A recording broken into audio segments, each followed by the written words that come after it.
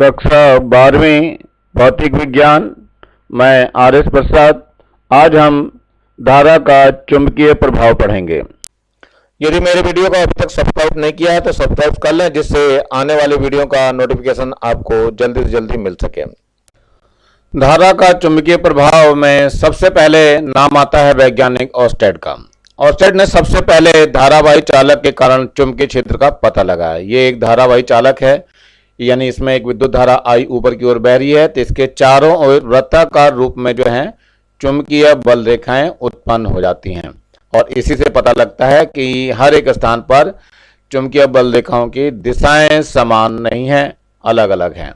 तो यही यहाँ पे बताया है। और एक खास बात है कि यदि बिंदु आवेश यानी स्थिर है तो वो केवल विद्युत क्षेत्र उत्पन्न करता है, और अगर वो गतिमान है तो चुंबकीय क्षेत्र और विद्युत क्षेत्र दोनों उत्पन्न करता है। यही इस चैप्टर में समझाया गया है, और इसी में बायो-सेवर्ट ने भी अपना नियम दिया हुआ है। बायो-सेवर्ट का नियम, ये एक धारावाही चालक XY है जिसमें नीचे से ऊपर की ओर धारा I बह रही है। इसका एक चालक खंड है DL, और इससे R दूरी पर एक बिंदु P है, और ये बिंदु को मिलाने वाली रेखा है जो चालक खंड के साथ थीटा कोण बनाती है। तो इस धारावाही चालक के कारण P बिंदु पर उत्पन्न चुंबकीय क्षेत्र dB निम्न तथ्यों पर निर्भर करता है। नंबर 1, चालक खंड में जो धारा बह रही है वो उसके अनुक्रमानुपाती होता है। मैंने dB के लिए बताया है, तो dB जो है आपका किसके अनुक्रमानुपाती हो गया? बहने वाली विद्युत धारा I के। ये समीकरण नंबर 1 हो गई। दूसरी बात क्या हुआ? चालक खंड की जो लंबाई है आपकी, इसके भी अनुक्रमानुपाती होता है। यानी अब जो है dB का मान कितना आ जाएगा? dB समानुपाती हो जाएगा चालक खंड की लंबाई, यानी dl के अनुक्रमानुपाती। दूसरा है, ये जो कोण है इस कोण के साइन थीटा के अनुक्रमानुपाती होगा, यानी dB अनुक्रमानुपाती साइन थीटा के हो गया। ये समीकरण नंबर 1 थी, ये समीकरण नंबर 2 है, ये समीकरण नंबर 3 है, और समीकरण नंबर ये 4 होगी आपकी। चालक खंड से बिंदु P की दूरी के वर्ग के व्युत्क्रमानुपाती, इस दूरी के वर्ग के, यानी जो dB है वो 1/r² के बराबर हो जाएगा। तो ये समीकरण नंबर 4 हो गई। तो समीकरण 1, 2, 3 व 4 को सम्मिलित करने पर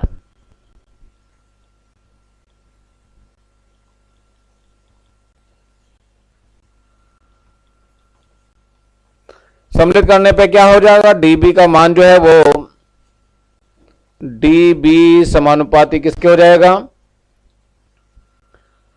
I हो गया था, dl हो गया था, साइन थीटा हो गया था, और बटे में r² हो गया था।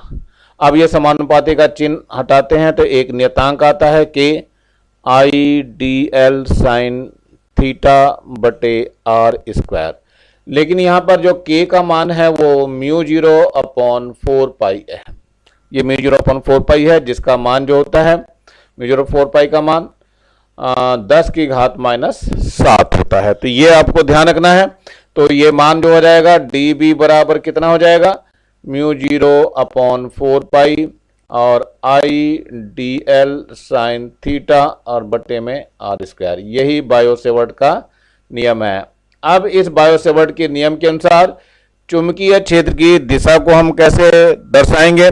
तो दिशा को जानने के लिए बहुत सारे इसमें नियम दिए हुए हैं, उन नियमों का पालन करके हम दिशा को ज्ञात कर सकेंगे। ये वास्तव में जो सूत्र निकल के आया, ध्यान रखना, dB बराबर 10⁻⁷ I dl साइन थीटा और बटे में r² है, क्योंकि मान भी इसका रख दिया गया है।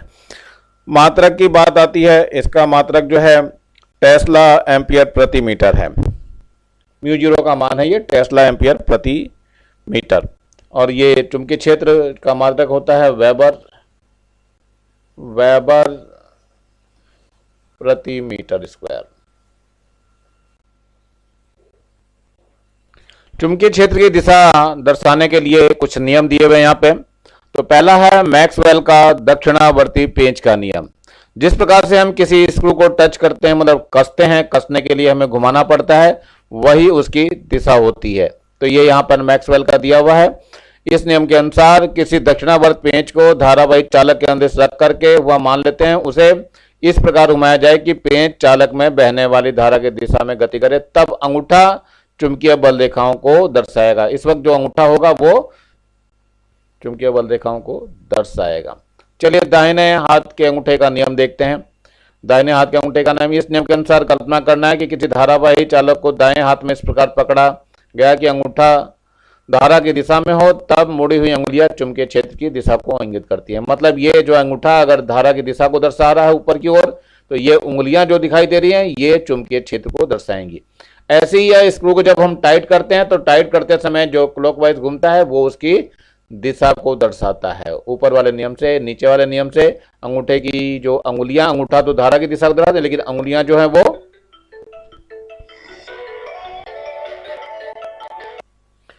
अगला है वृत्तीय धारा के दाहिने हाथ के अंगूठे का नियम। इसमें क्या है, ये एक अंगूठा दिया हुआ है आपको दिखाई दे रहा है, ये वृत्ताकार धारावाही चालक है इसमें और विद्युत धारा ये बह रही है।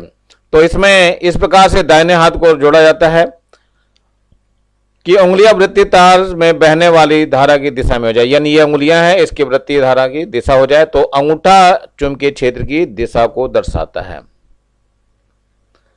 दाहिने हाथ की हथेली का नियम, दाहिने हाथ को इस प्रकार फैलाएं कि उंगलियां उस बिंदु की ओर हैं जिस पर चुंबकीय क्षेत्र की दिशा ज्ञात करनी है एवं अंगूठा चालक में बहने वाली धारा की दिशा में हो, तब हथेली पर खींचे गए अभिलंब की दिशा उस पर चुंबकीय क्षेत्र की दिशा को दर्शाएगी। मतलब ये है कि ये अंगूठा जो है ये चालक में बहने वाली धारा की दिशा को दर्शा रहा है, तो ये आपका जो है हथेली आ गई, इस हथेली पे ठीक लंबवत ऊपर की ओर, ये लंबवत ऊपर की ओर जो एक रेखा खींची जाएगी उसके अनुसार इसका चुंबकीय क्षेत्र की दिशा को दर्शाएगा। इसे हम दाहिने हाथ की हथेली का नियम कहते हैं। बायो-सैवर्ट नियम के विभिन्न रूप दिए हुए हैं, ये सदिश रूप हैं। सदिश रूप में थोड़ा समझना पड़ेगा, इसको ऐसे ही याद करना है, इसका और कोई तरीका नहीं याद करने का। तो डीबी बराबर है वेक्टर डीबी, ध्यान रखना वेक्टर को नहीं छोड़ेंगे इसमें। μ0/4 है आई डीएल क्रॉस डी आर, ये आर जो है यूनिट वेक्टर की तरह लगा हुआ है, ऊपर यूनिट वेक्टर का चिन्ह दिया है, ये वेक्टर पूरा डीएल है और बटे में आर स्क्वायर हो गया। इस यूनिट वेक्टर का जो मान होता है वो वास्तव में यूनिट वेक्टर क्या होता है समझ लीजिए, ये वेक्टर आर बटे आर का मान होता है ये। तो वेक्टर आर बटे आर रखेंगे तो नीचे एक और आर आ जाएगा और ये आर क्यूब हो जाएगा। डीबी की दिशा यानी कि विद्युत चुंबकीय क्षेत्र की दिशा वही होती है, डीएल और आर दोनों के ही लंबवत होती है, ये ध्यान रखना है, यानी इन दोनों की लंबवत होती है हमेशा ये दिशा। अब आता है धारा घनत्व के रूप में बायो-सैवर्ट का नियम। धारा घनत्व जानते हो, J बराबर I/A होता है, I/A और ये डीएल से भाग कर दिया तो IdL/dV बन जाएगा। इसका मान dV के बराबर यानी आयतन के बराबर। इसका मतलब धारा अवयव के किसी बिंदु पर धारा घनत्व dV बराबर क्या होगा, धारा अवयव का आयतन हो जाएगा। तो ये सूत्र आएगा dB बराबर μ0/4 J इंटू आर आएगा vector upon R cube dV आ जाएगा। आवेश एवं वेग के रूप में सैवर्ट का नियम देखो कैसे बनता है ये आवेश एवं वेग के रूप में क्या होगा, dB बराबर μ0/4 हो जाएगा, Q हो जाएगा, यहाँ V क्रॉस R आएगा और बटे में R क्यूब हो जाएगा। चूंकि IdL बराबर होता है Q/dt dl और Q dl/dt, यानी ये जो हो जाएगा वेग के बराबर अर्थात QV के बराबर हो जाएगा। तो ये ऐसे ही तीनों पार्ट्स आपको ऐसे ही याद करने पड़ेंगे।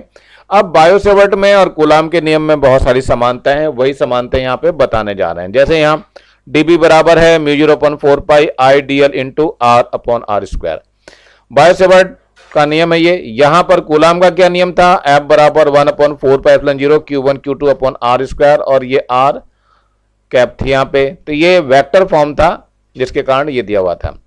तीसरा क्या है, इसमें एक और है ये कि धारा अवयव चुंबकीय क्षेत्र उत्पन्न करता है जबकि एक स्थिर बिंदु आवेश विद्युत क्षेत्र उत्पन्न करता है।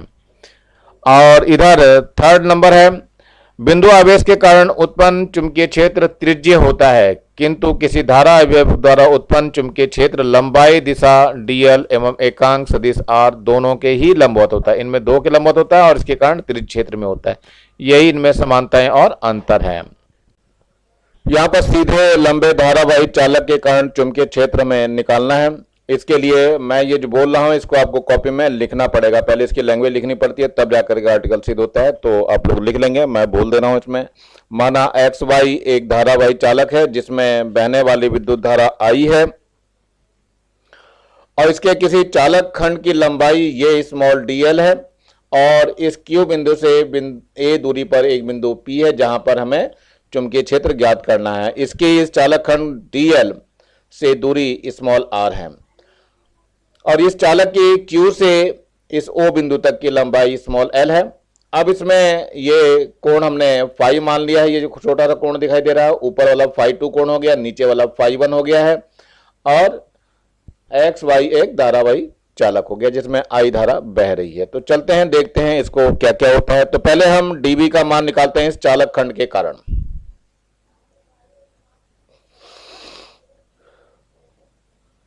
चालक खंड के कारण बिंदु P पर उत्पन्न चुंबकीय क्षेत्र डीबी निकाल रहे हैं। तो डीबी आपने अभी पढ़ा था बायो सेवर्ट के नियम से। डीबी बराबर था म्यू 0 अपॉन 4 पाई और I D L sine theta upon R square. ये समीकरण नंबर 1 हो गई। अब इसमें कुछ चीजें देखेंगे क्या क्या है वो निकालने की कोशिश करेंगे। जैसे ये त्रिभुज दिया हुआ है, इस त्रिभुज में लेके चलते हैं। कोण मैंने अभी फाई बताया ही, कौन सा, ये वाला कोण फाई है।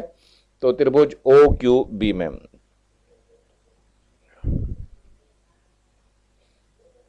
त्रिभुज ओ पी क्यू ले रहे हैं। त्रिभुज ओ पी क्यू में ये है त्रिभुज ओ पी और क्यू, ये वाला त्रिभुज ले रहे हैं छोटा सा। अब इसमें ध्यान से देखो थीटा है और इधर फाई है। तो थीटा प्लस फाई और प्लस 90 पूरा त्रिभुज हो गया बराबर 180 अंश होता है त्रिभुज का कोण। तो इसमें हमें निकालना जो है मान वो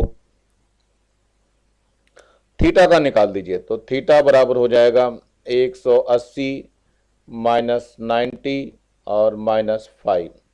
तो थीटा बराबर हो जाएगा 90 डिग्री माइनस 5। ये कोण हो जाएगा। इसको समीकरण का कुछ नाम दे दीजिए, मान लीजिए ये 2 हो गई है। अब इसमें साइन थीटा का मान निकालना चाहते हैं तो साइन थीटा निकाल दीजिए। साइन थीटा बराबर कितना हो जाएगा, थीटा का मान लेंगे तो साइन 90 माइनस 5 हो जाएगा और जो कि कॉस फाई के इक्वल हो जाएगा, यानी साइन थीटा कॉस फाई के इक्वल हो गया है। कॉस फाई का मान निकाल लेते हैं जरा इसी त्रिभुज से। कॉस फाई ये रहा। तो कॉस फाई होता है आधार बटे कर्ण। तो आधार ए हो गया और कर्ण आर है तो ए अपॉन आर हो जाएगा। ये कॉस फाई का मान हो जाएगा। इससे आर का मान निकल जाएगा तो आर बराबर हो जाएगा ए बटे कॉस फाई। चलिए और देखते हैं मान। टेन फाई का अगर मान निकालते हैं इससे तो क्या आएगा, टेन फाई बराबर आ जाएगा एल बटे ए। लंब बटे आधार होता है तो एल बटे ए आ जाएगा। ये टेन फाई का मान आएगा। इससे एल का मान आ जाएगा, एल बराबर हो जाएगा ए टेन फाई। अब इससे डीएल का मान निकालेंगे तो डीएल में क्या होगा, इसका डिफरेंशिएशन हो जाएगा। तो ए टेन फाई का क्या हो जाएगा, सेक स्क्वायर फाई हो जाएगा और फाई का डी फाई हो जाएगा। तो ये इसमें एक विशेष है जो आपको देखना है, जहां हमें काम पड़ेगा और काम में हम इसको मान रखना चालू कर देंगे। तो डीबी में हमें मान ये रखने हैं। जरा देखते हैं डीबी में मान धर करके क्या बनता है। डीबी बराबर क्या हो जाएगा, देखो म्यू 0 अपॉन 4 पाई है और आई डीएल साइन थीटा है। तो आई डीएल साइन थीटा की जगह क्या हो जाएगा, डीएल का ये मान दिया हुआ ए सेक स्क्वायर फाई। तो आई तो ऐसे रहने दीजिए और क्या रखा जाएगा, ए सेक स्क्वायर फाई और नीचे जो मान दिया हुआ है वो अपॉन में आर स्क्वायर है। आर स्क्वायर का मान, आर का मान हमने निकाला ही है तो अपॉन में आर का मान भी धर दीजिए। आर का मान कितना है, ए अपॉन कॉस फाई इसका होल स्क्वायर और बगल में क्या था हमारे पास, साइन थीटा। साइन थीटा का मान कॉस फाई था तो कॉस फाई रख देते हैं यहां पर। अब देखते हैं क्या क्या चीजें बच जाती हैं इसमें से और क्या कट जाता है। तो ध्यान से देखिए ये भी सेक स्क्वायर फाई हो जाएगा जो कि कट जाएगा तो केवल कॉस फाई बचा रह जाएगा इसमें। तो ये बच जाएगा म्यू 0 अपॉन 4 पाई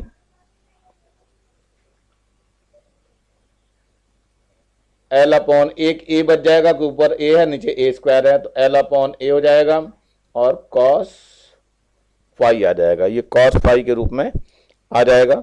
तो इस तरीके से आपका डी बी जो निकल करके आया वो क्या आया, म्यू 0.4 पाई एल अपॉन ए कॉस फाई।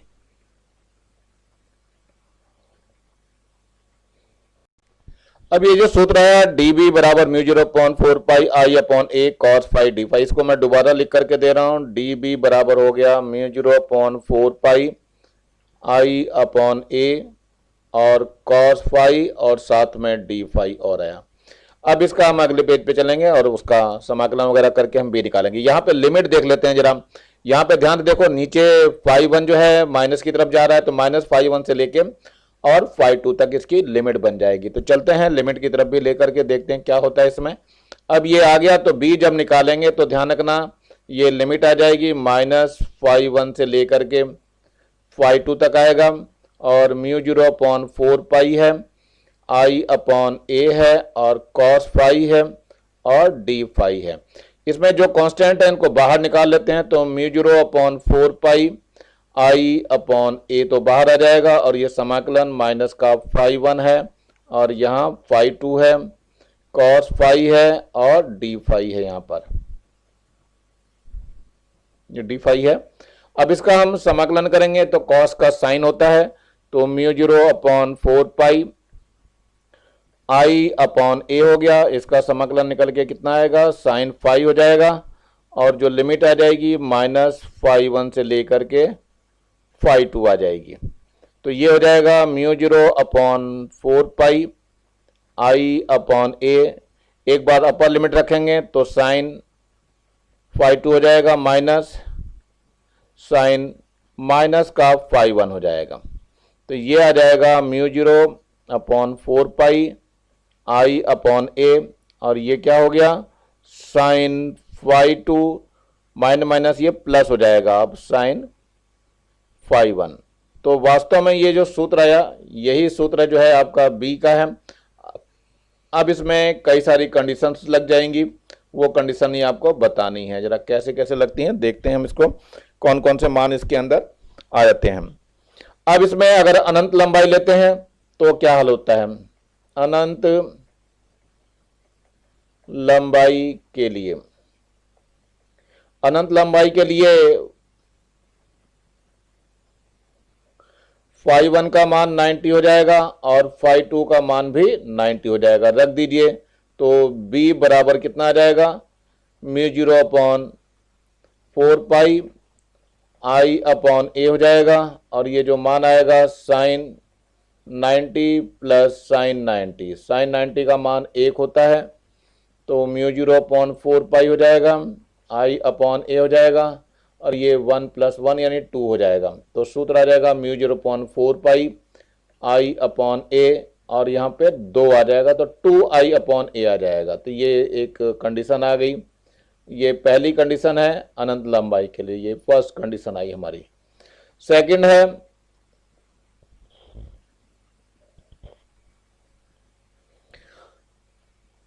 जब तार की लंबाई सीमित हो तब के लिए पी तार के लंबवर्धक पर स्थित हो।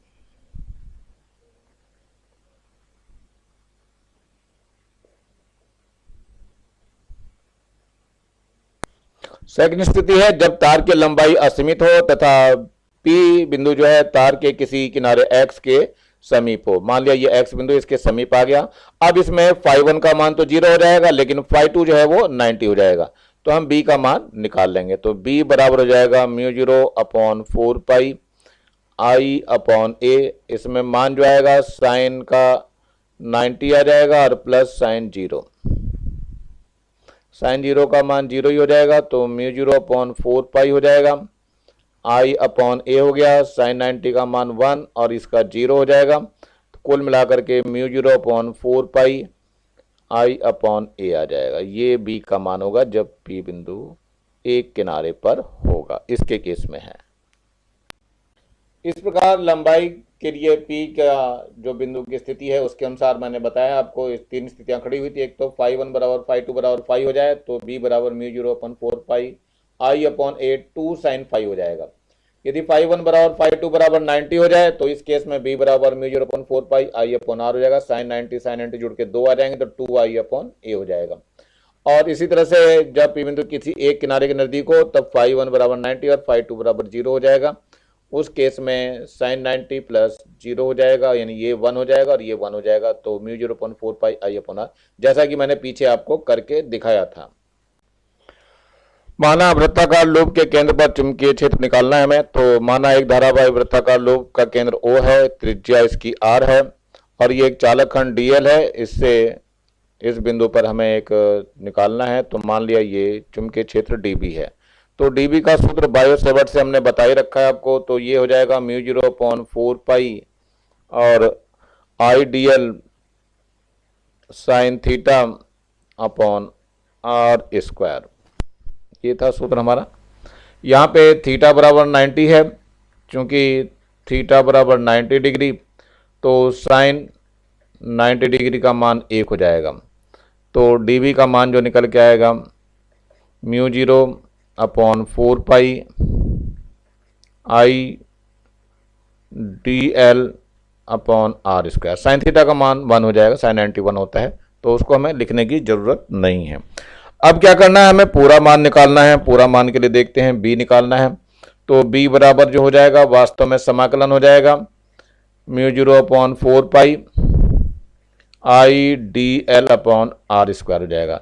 जो नियतांक है वो तो सारे बाहर निकल जाएंगे। म्यू 0 अपॉन 4 पाई ये तो बाहर आ जाएगा और आई अपॉन आर स्क्वायर भी बाहर आ जाएगा। जो अंदर रहेगा वो केवल क्या बच जाएगा, हमारे पास DL बचा रहेगा। ये DL आ जाएगा। DL का मतलब ये लंबाई, छोटी छोटी लंबाई जब जोड़ेंगे तो 2 पाई आर के बराबर हो जाएगा। उसका मान हम रख देंगे। चूंकि DL का जो मान है समाकलन, इसका मान जो है 2 पाई आर यानी परिधि के बराबर होगा। वृत्त की जो परिधि होगी उसके बराबर हो जाएगा।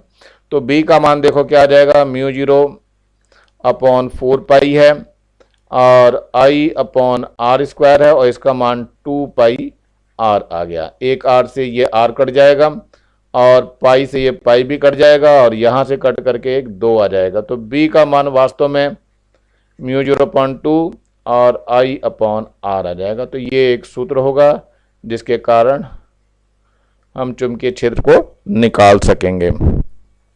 इसमें ध्यान रखना म्यू 0 का जो मान आएगा वो आपको रखना पड़ेगा 4 पाई इंटू 10⁻⁻7। यदि कुंडली में फेरों की संख्या n हो तो b बराबर जो हो जाएगा वो हो जाएगा म्यू 0 अपॉन 4 पाई, यहाँ n आ जाएगा और i अपॉन r। तो ये ध्यान रखना यदि कुंडली में फेरों की संख्या n है तो n से और गुणा हो जाएगी। इसमें धारावाही वृत्ताकार लूप के अक्ष पर चुंबकीय क्षेत्र ज्ञात करना है हमें। इसके लिए ये एक हमने धारावाही लूप ले लिया है। धारावाही लूप का त्रिज्या जो है वो R है, इसका केंद्र O है और इससे x दूरी पर एक बिंदु P है जहां हमें चुंबकीय क्षेत्र ज्ञात करना है। अब यहाँ पे ध्यान से देखिए, इस धारावाही वृत्ताकार लूप में से एक अल्पांश DL लेते हैं। इस DL के कारण ये DL यहाँ भी होगा और ये नीचे की तरफ भी DL होगा, यहाँ पर भी। इससे R दूरी पर ही बिंदु P है और यहाँ पर जो चुंबकीय क्षेत्र DB होगा वो इधर की दिशा में होगा, फाई कोण बनाता हुआ। क्योंकि ये कोण भी फाई है तो ये कोण भी फाई होगा, क्योंकि ये पूरा 90 का होता है।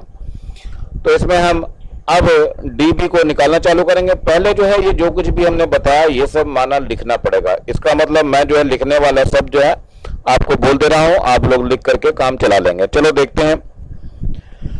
माना कैपिटल R त्रिज्या और कैपिटल O केंद्र का एक वृत्ताकार लूप है जिसमें तीर की दिशा में धारा I प्रवाहित हो रही है। केंद्र O से उसके अक्ष पर x दूरी पर एक बिंदु P है जिस पर चुंबकीय क्षेत्र ज्ञात करना है। माना लूप का तल कागज तल के लंबवत है तथा उसका अक्ष OP कागज के तल में स्थित है। लूप को DL लंबाई के कई अति अल्प अवयव में विभक्त कर सकते हैं तथा प्रत्येक अवयव की बिंदु P से दूरी समान होगी। इसी कारण हम ले रहे हैं अवयव DL के कारण बिंदु P पर चुंबकीय क्षेत्र निकाल रहे हैं। तो चुंबकीय क्षेत्र का सूत्र जो होगा वो DB बराबर हो जाएगा म्यू 0 अपॉन 4 पाई और I D L sine theta, I D L sine theta और बटे में आर स्क्वायर, ऐसा तो सूत्र हमने पढ़ा हुआ है। अब यहां पर थीटा बराबर जो है वो 90 है, क्योंकि ये वाला कोण 90 डिग्री होता है उसका जो इसके साथ बनता है, तो थीटा बराबर 90 डिग्री है, तो मान रख दिया जाए इसके अंदर, तो साइन थीटा यानी साइन 90 हो जाएगा, तो साइन थीटा बराबर साइन 90 और साइन 90 का मान 1 होता है। तो dB का जो मान आ जाएगा वो आ जाएगा μ0/4 आई डी एल, एक को नहीं लिखेंगे, गुणा कर देंगे तो एक ही रहेगा, और बटे में आर स्क्वायर, इस का मान हमें प्राप्त होगा। अब हम चलते हैं बी को निकालने के लिए। चलिए बी निकालने के लिए क्या होगा, जरा ध्यान से देखिए, ये जो डीबी की दिशा इधर की ओर है, ये इधर की ओर है, ये कोण की तरह से बनी हुई होगी आकृति। अब डीबी के दो घटक काम करेंगे, पहला पी एन की दिशा में जो कि कॉस की फॉर्म में होगा, तो ये डीबी कॉस फाई हो जाएगा, और नीचे की तरफ भी होगा यही डीबी कॉस फाई, और इनके जो घटक है वो इस तरफ जो हो जाएगा वो हो जाएगा डीबी साइन फाई। इसी घटक के कारण जो है चुंबकीय क्षेत्र की तीव्रता हमें प्राप्त होती है। तो देखते हैं कैसे प्राप्त होती है। तो हमारा जो सूत्र आ जाएगा बी बराबर, वो देखते हैं, बी बराबर हो जाएगा समाकलन हो जाएगा आपका, और ये पूरा का पूरा ऊपर जो मान दिखाई दे रहा है डीबी और साइन फाई, ये वाला घटक काम आएगा हमारे।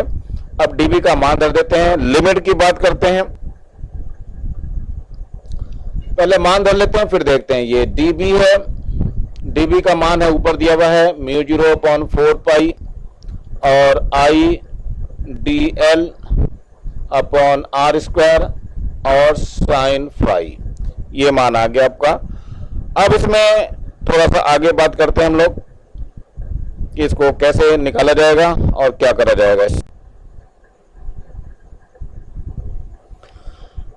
अब जो है त्रिभुज हम देखते हैं, त्रिभुज कौन सा है, पी ओ ए में, तो त्रिभुज पी ओ ए में क्या हो जाएगा, साइन फाई का मान निकाल लेते हैं। साइन फाई बराबर हो जाएगा लंब बटे कर्ण होता है, तो आर बटे कैपिटल आर बटे स्मॉल आर हो जाएगा। अब ये मान ऊपर रख देते हैं, तो बी का जो सूत्र आ जाएगा वो आ जाएगा समाकलन μ0/4 और I D L upon R square, और ये कैपिटल आर बटे स्मॉल आर, ये मान आ गया हमारा। अब क्या करते हैं, इसको थोड़ा सा सही कर लेते हैं, तो जो कुछ जो है बाहर निकल सकते हैं उसको निकाल लेंगे, तो μ0/4 आ जाएगा बाहर, और आई और आर बटे आर क्यूब ऐसे वाला आएगा, और ये समाकलन जो है डीएल हो जाएगा। ये समाकलन डीएल का मतलब हुआ ये धीरे धीरे सबको जोड़ना, और ये जोड़ने का मतलब एक परिधि हो जाएगी, और परिधि का मान 2πr के बराबर होता है। तो बी का मान हम निकाल लेते हैं, ये कितना आ जाएगा μ0/4 और I capital R upon small R का क्यूब। ये डीएल का मान मैंने बताया था क्या हो जाएगा, अभी बताया था मैंने, समाकलन डीएल का मान जो है वो 2π कैपिटल आर हो जाएगा। जरा मान रख लेते हैं, ये हो जाएगा 2π कैपिटल आर, तो इसमें पाई से पाई कट जाएगा और 2 से ये कट जाएगा, 2 दूनी 4 हो जाएगा, तो कुल मिलाकर के ये जो संख्या आएगी ये आ जाएगी μ0 आई आर स्क्वायर हो जाएगा,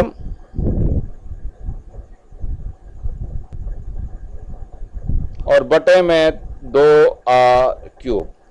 अब थोड़ी सी चीज एक और देखनी है, इसका नाम कुछ दे दीजिए, समीकरण नंबर 1 वगैरह जो भी देना है दे दीजिए। अब इसमें हमें स्मॉल आर का मान निकालना है। ये स्मॉल आर यहाँ पे दिया हुआ दिखाई दे रहा है, इस त्रिभुज में देखोगे और पाइथागोरस प्रमेय से निकाल लोगे इसे, चूंकि स्मॉल आर का स्क्वायर बराबर हो जाएगा एक्स का स्क्वायर प्लस कैपिटल आर का स्क्वायर। तो अब आर का आर मान निकालेंगे तो ये अंडर रूट हो जाएगा, यानी X square plus R square की घात 1/2, और आर क्यूब का मान निकालेंगे तो X square plus R square और इसकी घात जो है ये 3/2 हो जाएगी। ये मान जो है समीकरण 1 में रखने पर। आर का मान समीकरण 1 में रखने पर रख लेते हैं जरा।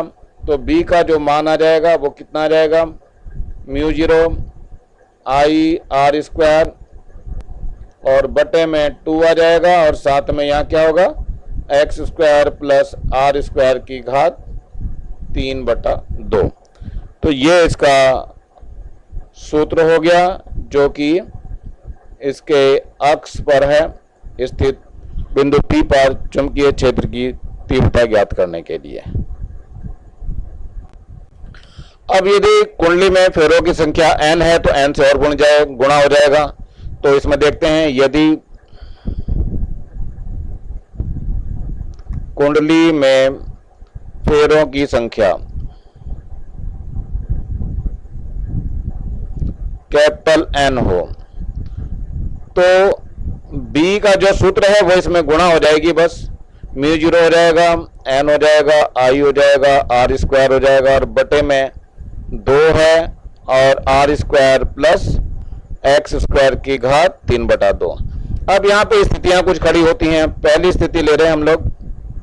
पहली स्थिति में है क्या बात आती है, यदि P बिंदु वृत्त के केंद्र पर हो, यदि P बिंदु वृत्त के केंद्र पर हो, देखो तब क्या होता है, केंद्र का मतलब ये P बिंदु यहां जाए तो x 0 हो जाएगा इस केस में। तो x बराबर 0 यानी कि ऊपर से x हट जाएगा, देखते हैं क्या निकलता है। तो B बराबर हो जाएगा mu 0 N I R square और बटे में 2 तो है ये x 0 हो जाएगा तो r स्क्वायर बच जाएगा यानी कैपिटल R की घात 3 बच जाएगी। ये 3 घात पूरे इस r स्क्वायर से कट जाएगा। तो B का मान हो जाएगा म्यू 0 एन आई अपॉन 2r, 2 कैपिटल R होगा। ये सूत्र हो गया इसका, तो ध्यान रखना है ये सूत्र भी आपको अच्छी तरह से। अब एक और लेते हैं, सेकंड केस है। सेकंड केस में क्या कह रहा है, यदि P बिंदु बहुत दूर हो, यदि P बिंदु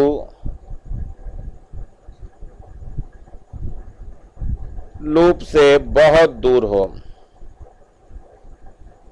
इसका मतलब क्या हुआ कि R का मान जो है कैपिटल R का मान बहुत छोटा रह जाएगा, यानी X is much greater than from R।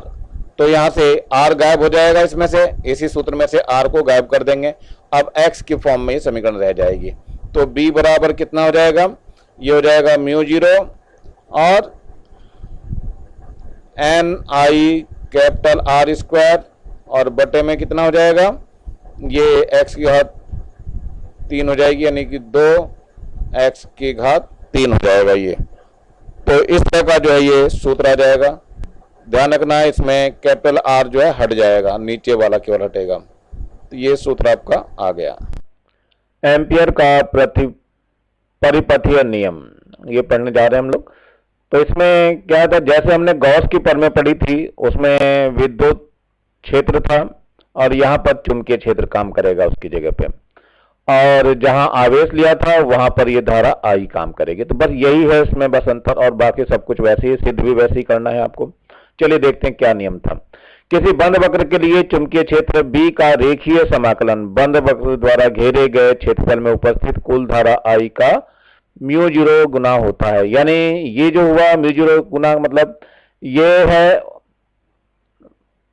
समाकलन है बंद सरफेस पे, और ये चुंबकीय क्षेत्र B है, इसको वेक्टर की फॉर्म में दिखा रहे हैं, और डॉट dl है ये दिया हुआ है, और ये विद्युत धारा I का म्यू 0 गुना होता है, यानी म्यू 0 से इसमें गुणा हो जाएगी तो म्यू 0 I आ जाएगा। तो ये आपका एम्पियर का परिपथीय नियम है, इस नियम के अनुसार ही हम इसको करेंगे। अब देखते हैं क्या है। प्रूफ के लिए क्या करते हैं, हम चलते हैं, ये एक चित्र आपको दिखाई दे रहा है। चित्र में एक सरफेस ले ली है हमने, बंद वक्र मान लिया है, और ये चालक है जिसमें विद्युत धारा I बह रही है। ये विद्युत धारा नीचे से ऊपर की ओर चली, XY चालक है, इसमें नीचे से ऊपर की ओर विद्युत धारा I बह रही है। इसका केंद्र ये O है, O से R दूरी पर, यानी ये R दूरी है, यहां से R दूरी पे एक ये अल्पांश दिया है वक्र पे ही हमने, ये जो बंद वक्र लिया है इस वक्र पे अल्पांश डीएल लिया है। इस डीएल के कारण विद्युत क्षेत्र की तीव्रता इधर बी होती है और यही बी हमें यहाँ पे लिया गया है। तो ले लेते हैं भाई एक्स वाई की वो करी है, मान लिया हमने एक्स वाई द्विरेखीय धारावाही चालक है और ये इसके चारों ओर चूंकि संकेंद्री वृत्त जैसी लंबवत रेखाएं होंगी जो चुंबकीय क्षेत्र को दर्शाएंगी। तो उस चुंबकीय क्षेत्र का मान जो है B बराबर म्यू 0/4 पाई 2I/r, ये हम लोग पढ़ चुके हैं पहले, ये वाला सूत्र हम लोग पहले ही पढ़ चुके हैं। अब इसमें सब कुछ मालूम है, R त्रिज्या है इसकी, I इसमें बहने वाली धारा है और म्यू 0/4 पाई का मान 10⁻⁻7 होता है। तो ये मान भी आपको याद रखना है, म्यू 0/4 पाई का मान जो होता है 10⁻⁻7 होता है। अब जो है ये सूत्र लगाया हमने, ये जो दिया हुआ है इसको सिद्ध करके दिखाना है, तो लेफ्ट हैंड साइड वाला सूत्र ले लेते हैं। तो ये हो जाएगा B.dl। तो सूत्र जो है इधर ध्यान देना, ये समाकलन हमने लिया था बंद सरफेस पे और ये B.dl था ऐसे करके। A.b का जब सूत्र लगाते हैं बिल्कुल वैसे ही सूत्र लगाना होता है इसमें, ये बंद सरफेस पे A.b का मतलब होता है AB cos थीटा। तो यहाँ पे हो जाएगा B और dl और cos थीटा, लेकिन थीटा जो है यहाँ पे 0 डिग्री होता है इस जगह पे, तो थीटा बराबर 0 डिग्री ले लेंगे तो क्या हो जाएगा, ये समाकलन B.dl cos 0 और cos 0 का मान 1 होता है। तो कुल मिलाकर के ये कितना आ जाएगा, बंद सरफेस पे B.dl cos 0 का मान 1 होता है, तो 1 की जगह 1 लिख लेंगे। तो ये कुल मिलाकर के ये बंद सरफेस पे आ गया B.dl। अब इसमें B का जो मान है वो ये दिया हुआ है, आपको दिखाई दे रहा है, ये मान हमने पूरा का पूरा इसमें रख दिया। मान रखने पे क्या हाल होता है देखते हैं। ये म्यू 0/2 पाई और I/r रखा हुआ है, dl बच गया, इसमें सारे नियतांक बाहर आ जाएंगे। जैसे कैसे आया था ये देखो दिखा दे रहा हूं मैं, ये बंद सरफेस पे जो आया था म्यू 0/2 पाई और I/r था और यहाँ पर dl था आपका, ये जो लिखा हुआ है dl। अब इसमें से जो नियतांक है सारे बाहर निकल जाएंगे, तो बाहर निकलते ही क्या बन जाएगा, म्यू 0/2 पाई और I/r आ जाएगा बाहर, और जो ये बचेगा ओवर क्लोज सरफेस dl, ये यहाँ पे दिखाई दे रहा है आपको dl। अब जब ये बच जाएगा तो dl का जो मान होता है वो 2 पाई r होता है, मतलब छोटे छोटे टुकड़ों में इसको जोड़ दिया जाए तो ये 2 पाई r के बराबर होता है। तो ये जो आपको ध्यान रखना है, ये बंद सरफेस पे dl का मान जो होता है वो 2 पाई r होता है, ये 2 पाई r मान यहाँ पे रख दिया गया है। तो ये हो जाएगा म्यू 0/2 पाई और यहाँ पे I/r है और यहाँ 2 पाई r है, तो 2 पाई से 2 पाई कट जाएगा, r से r कट जाएगा और म्यू 0 I बच जाएगा, जो कि यहाँ पे म्यू 0 I आपको दिखाई दे रहा है। तो यही हमारे पास क्या है, एम्पियर का परिपथीय नियम है। तो ये नियम हमारा सिद्ध रहता है। ये नियम कहाँ लागू होता है थोड़ा ध्यान देंगे, यह नियम केवल विजुरेखीय चालक या वृत्तीय पथ के लिए सत्य है ऐसा नहीं है, बल्कि सभी प्रकार के बंद वक्रीय पथों, सभी धारा समूहों तथा सभी प्रकार के चुंबकीय क्षेत्रों के लिए सत्य है। तो मैं समझता हूं ये समझ में आ गया होगा आप लोगों को। एम्पियर के परिपथीय नियम के अनुप्रयोग, तो सबसे पहला इसमें आ रहा है लंबे ऋजु रेखीय धारावाही चालक के समीप चुंबकीय क्षेत्र की तीव्रता ज्ञात करना। हम जो है परिपथीय नियम का उपयोग करके ये चुंबकीय क्षेत्र की तीव्रता ज्ञात करेंगे। तो मान लिया हमने ये एक चालक है NM, इसमें ऊपर की तरफ विद्युत धारा I बह रही है, ये विद्युत धारा I बह रही है और इसके किसी बिंदु P पर यहाँ पर विद्युत यानी चुंबकीय क्षेत्र की तीव्रता हमें ज्ञात करनी है। ये यहाँ से स्मॉल r दूरी पर है और इसमें चालक में बहने वाली धारा I है और यहाँ पर धारा I के कारण चुंबकीय क्षेत्र निकालना है हमें। तो धारा I के कारण चुंबकीय क्षेत्र जो होता है वो हम अपने नियम से परिपथीय नियम लगाएंगे। तो ये क्या होता है B.dl, ये dl इसका अल्पांश है, इस यहाँ पर ये अल्पांश होता है, हमेशा ध्यान रखना इतना सा रहता है ये अल्पांश dl। इन दोनों का वेक्टर प्रोडक्ट जो होता है ये सूत्र ध्यान रखना आपको, ये जो था बंद सरफेस पे था B.dl और बराबर क्या था, ये म्यू 0 I के बराबर था। ये परिपथीय नियम से था, परिपथीय नियम से। क्या होगा इसमें, अब इसका मान धर देंगे तो ये B डॉट यानी A डॉट B का सूत्र लग जाएगा। तो ये हो जाएगा B.dl cos थीटा और बराबर म्यू 0 I। लेकिन थीटा बराबर यहाँ पे 0 डिग्री है तो 0 डिग्री ले लेंगे, तो ये हो जाएगा बंद सरफेस पे बी डी एल कॉस 0 और बराबर है ये म्यू 0 आई। अब जो है इसमें परपथी बंद सरफेस पे बी डी एल है, कॉस 0 का मान 1 होता है और यहां म्यू 0 आई है आपके पास। अब इसमें b तो बाहर निकल जाएगा, तो ये आ जाएगा b और ये पूरा का पूरा बंद सरफेस पे समाकलन है dl और बराबर म्यू 0 आई हो जाएगा। ये पूरा आपको पहले ही पता है क्या मान है ये जो बंद सरफेस पे जो हमारा आता है dl का मान, ये आपको पता है 2 पाई r के बराबर होता है। तो ये आ जाएगा b इंटू 2 पाई r बराबर हो जाएगा म्यू 0 आई और b बराबर हो जाएगा म्यू 0 आई अपॉन 2 पाई r। अब इसको सही करके लिख लीजिए तो म्यू 0 अपॉन 2 पाई हो जाएगा और i अपॉन r हो जाएगा, जो कि यहां पे दिया हुआ है। ये सिद्ध करना आपको अच्छी तरह से आना चाहिए, यानी इसके अनुप्रयोग को भी आप लोग भली भांति करेंगे। चुंबकीय क्षेत्र में धारावाही चालक पर बल, इसको दिखाना है, जरा देखते हैं कैसे है। ये आपका चुंबकीय क्षेत्र है, इधर की तरफ B, ये चुंबकीय क्षेत्र B दिखाया गया है और इसमें ये धारावाही चालक रखा हुआ है जिसमें हम नाम दे रहे हैं AB के रूप में, और इसमें विद्युत धारा I बह रही है जो कि ये दिखाई जा रही है यहाँ पे, और ये जो कोण बनाया जा रहा है इसके साथ थीटा है ये। अब देखते हैं इस पे जो बल लगेगा वो ठीक लंबवत लगता है और F होगा। ये इसी बल के बारे में हम बात कर रहे हैं, क्या क्या इस बल में होगा। तो देखना है सबसे पहले क्या क्या चीजें इसमें होती हैं। तो पहले नंबर पे आता है कि ये जो निम्न तथ्यों पर निर्भर करता है, F जो होता है वो समानुपाती, जितनी ज्यादा विद्युत धारा होगी उतना ही ज्यादा बल लगेगा। ये समीकरण नंबर 1 हो गई। अब जितने इस चालक की लंबाई है, लंबाई के भी अनुक्रमानुपाती, तो L समानुपाती L के हो जाएगा, समीकरण नंबर 2 हो गई। ऐसे ही चुंबकीय क्षेत्र जितना ज्यादा होगा उतना ज्यादा बल लगेगा, यानी F समानुपाती चुंबकीय क्षेत्र B के हो गया, ये नंबर 3 हो गया। अब इसके बाद ये जो कोण बना है इसके साइन थीटा के, यानी F समानुपाती हो गया साइन थीटा, ये आपका 4 हो गया है। अब क्या करेंगे, इन चारों को सम्मिलित कर देते हैं। चारों को जब सम्मिलित करेंगे तो क्या सूत्र आएगा, F समानुपाती हो जाएगा I L B sine theta. अब जो है इसका एक नियतांक आ जाता है समानुपाती का चिन्ह हटाने के लिए, तो K I L B sine theta हो जाएगा। लेकिन एम के सिस्टम में के का मान 1 होता है, एम के एस सिस्टम में के बराबर 1 हो जाता है, तो एफ का मान कितना हो जाएगा, I L B sine theta हो जाएगा। तो ये सूत्र आपका आ गया और ये सूत्र ही आपके लिए बहुत ज्यादा उपयोगी है। तो ये सूत्र आपको यहां दिखाई दे रहा है। अब इसमें कुछ कंडीशन आएगी।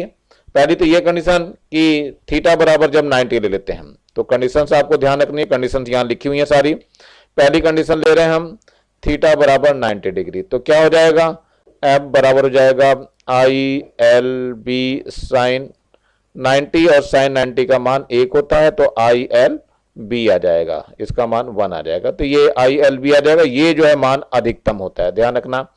और न्यूनतम के लिए सेकंड वाला पार्ट है। सेकंड पार्ट में क्या करेंगे हम, इसमें जो है थीटा का मान हम 0 ले लेंगे। 0 में साइन 0 हो जाएगा, तो 0 हो जाएगा, तो एफ बराबर हो जाएगा I L B sine 0। Sine 0 का मान 0 होता है, तो आई एल बी इंटू 0, तो सारा कुछ 0 हो जाएगा और ये न्यूनतम होगा। तो किस दिशा में न्यूनतम हो रहा है और किस दिशा में अधिकतम हो रहा है ये आपको पता लग गया, ये न्यूनतम मान आ गया। तो जब विद्युतवाही चालक का चुंबकीय क्षेत्र के अंदिश होता है तो उस पर बल न्यूनतम लगता है, यानी बिल्कुल समांतर हो जाएगा। यहाँ पे जो दिया है समांतर, अगर ये लंबवत होता है तो उस पर बल अधिकतम लगेगा, जो कि आई एल बी के बराबर होगा। इस पर लगने वाले बल की दिशा हम फ्लेमिंग के बाएं हाथ के नियमानुसार देंगे। चलो देखते हैं फ्लेमिंग का बाएं हाथ का नियम क्या है। यह है फ्लेमिंग के बाएं हाथ का नियम। यदि अंगूठा, ये अंगूठा है आपका और इसको हम तर्जनी बोलते हैं और इसको माध्यमा बोलते हैं, बीच वाली उंगली है ये, तो तीनों उंगलियों के नाम भी पता होना चाहिए। यदि ये परस्पर तीनों उंगलियां लंबवत कर दी जाएं तो इसमें क्षेत्र की दिशा यानी कि बी की दिशा इधर हो जाएगी और बहने वाली विद्युत धारा की दिशा आई बीच वाली उंगली से, तो अंगूठे से जो है लगने वाले बल की दिशा दर्शाएगा यानी एफ की दिशा दर्शाएगा। यदि बाई चांस आप दिशा देने में असमर्थ हैं तो आप सीधे सीधे दिशा देने के लिए क्या बोलेंगे, चुंबकीय क्षेत्र और विद्युत धारा दोनों के लंबवत। तो हमारा ये नियम पूर्णतः काम करेगा। चुंबकीय क्षेत्र में गतिमान आवेश पर लगने वाला बल यानी ये लॉरेंज बल है, लॉरेंज बल के नाम से जाना जाता है। अब ये कैसे होता है इसके बारे में हम बताएंगे किस तरह से। तो इन्होंने ये कहा था कि जो आवेश गतिमान है चुंबकीय क्षेत्र में उस पे जो बल लगेगा वो निम्न तथ्यों पे काम करेगा। कैसे कैसे काम कर रहा है, जैसे F जो है वो पहला है, F समानुपाती Q, जितना ज्यादा आवेश होगा उतना ही ज्यादा बल लगेगा। F समानुपाती वेग V, वेग जितने वेग से ये ज्यादा गतिमान होगा उतना ही ज्यादा होगा। और F समानुपाती B होगा यानी जितना चुंबकीय क्षेत्र होगा उतना ही अधिक होगा। दूसरा जो कोण बनाता है चुंबकीय क्षेत्र से तो उसके समानुपाती हो जाएगा साइन थीटा के। ऐसा ही नियम आप लोग पीछे पढ़ करके आ रहे हैं।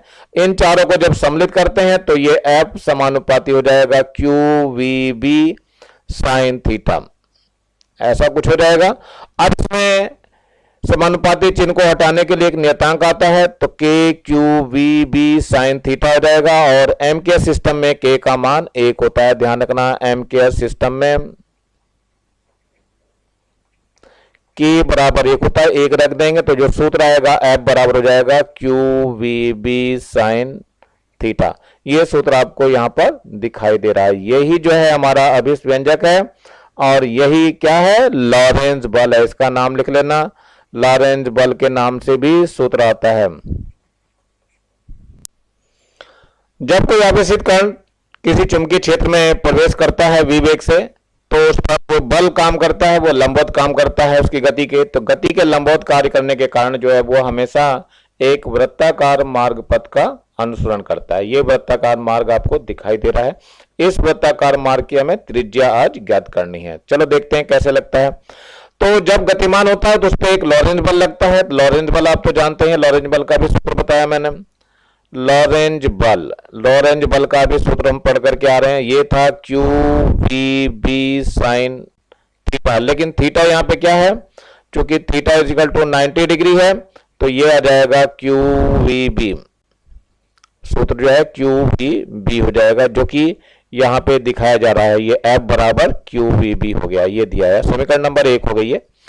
अब इसके बाद जो है जब कोई वस्तु वृत्ताकार मार्ग पे घूम रही है तो उसके लिए एक आवश्यक अभिकेंद्र बल की जरूरत पड़ती है। तो अभिकेंद्र बल का सूत्र आप लोगों ने पढ़ा हुआ है।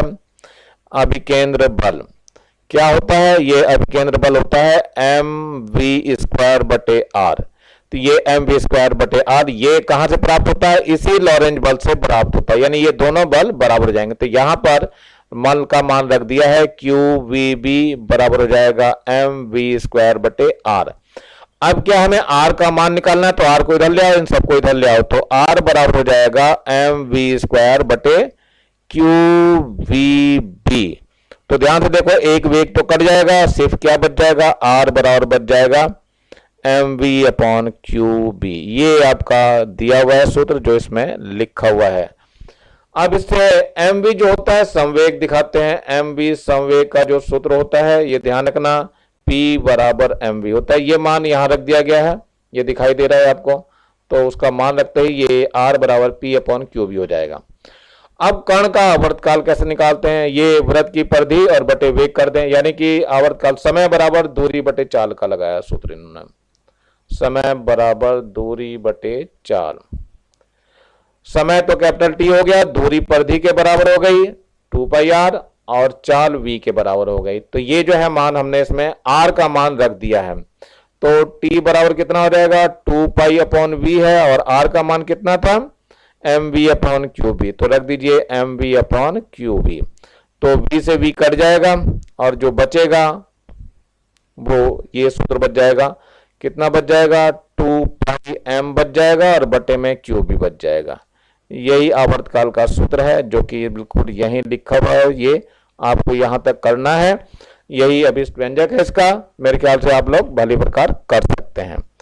अब इसके बाद मेरा चैनल अच्छा लगा हो, वीडियो अच्छा लगा हो तो इसको लाइक करें सब्सक्राइब करें और ज़्यादा से ज़्यादा शेयर करें जिससे अधिक से अधिक बच्चों का फायदा हो सके। सब्सक्राइब तो जरूर कर दीजिए जिससे मैं कोई नया वीडियो डालूं तो आप लोगों को सबसे पहले नोटिफिकेशन मिल जाए। धन्यवाद। Have a nice day.